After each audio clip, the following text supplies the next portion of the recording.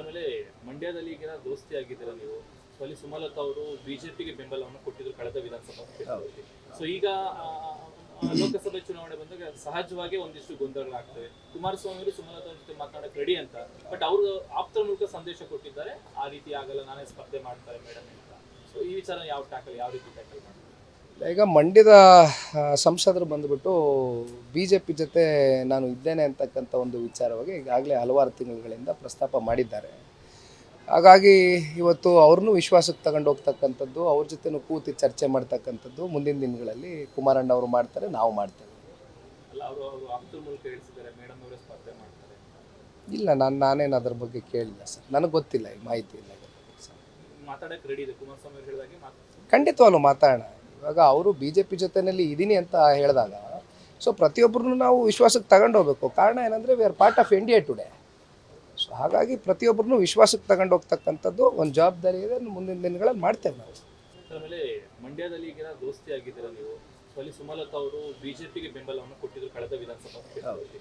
So ಈಗ ಲೋಕಸಭೆ ಚುನಾವಣೆ ಬಂದಾಗ ಸಹಜವಾಗಿ ಒಂದಿಷ್ಟು ಗೊಂದಲಗಳಾಗ್ತವೆ. ಕುಮಾರಸ್ವಾಮಿ ಅವರು ಸುಮಲತಾ ಜೊತೆ ಮಾತನಾಡಕ್ಕೆ ರೆಡಿ ಅಂತ, ಬಟ್ ಅವರು ಆಪ್ತರ ಮೂಲಕ ಸಂದೇಶ ಕೊಟ್ಟಿದ್ದಾರೆ, ಆ ರೀತಿ ಆಗಲ್ಲ, ನಾನೇ ಸ್ಪರ್ಧೆ ಮಾಡ್ತಾರೆ ಮೇಡಮ್ ಅಂತ.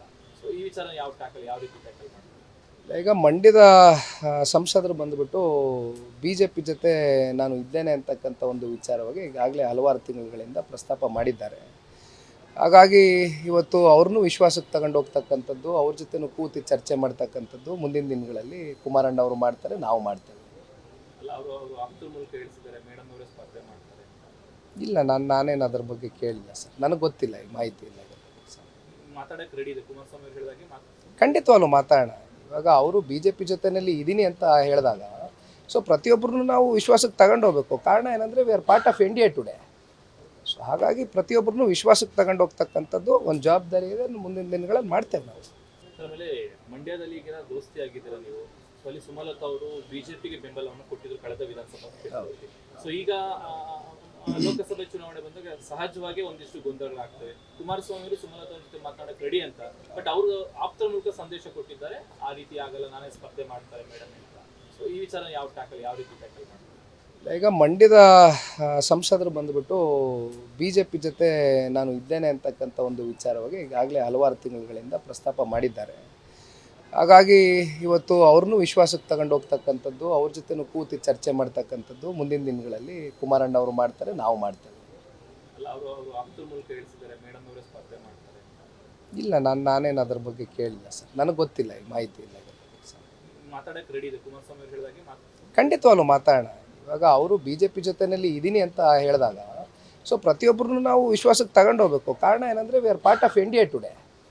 ಸೊ ಹಾಗಾಗಿ ಪ್ರತಿಯೊಬ್ಬರನ್ನು ವಿಶ್ವಾಸಕ್ಕೆ ತಗೊಂಡು ಹೋಗ್ತಕ್ಕಂಥದ್ದು ಒಂದು ಜವಾಬ್ದಾರಿ ಇದೆ, ಮುಂದಿನ ದಿನಗಳಲ್ಲಿ ಮಾಡ್ತೇವೆ ನಾವು. ಅನುಕ್ಷಣದ ಸುದ್ದಿಗಳಿಗಾಗಿ ವಿಸ್ತಾರ ನ್ಯೂಸ್ ಯೂಟ್ಯೂಬ್ ಚಾನೆಲ್ ಸಬ್ಸ್ಕ್ರೈಬ್ ಮಾಡಿ. ಹೊಸ ಸುದ್ದಿಗಳ ನೋಟಿಫಿಕೇಶನ್ಗಾಗಿ ಬೆಲ್ ಐಕಾನ್ ಕ್ಲಿಕ್ ಮಾಡಿ.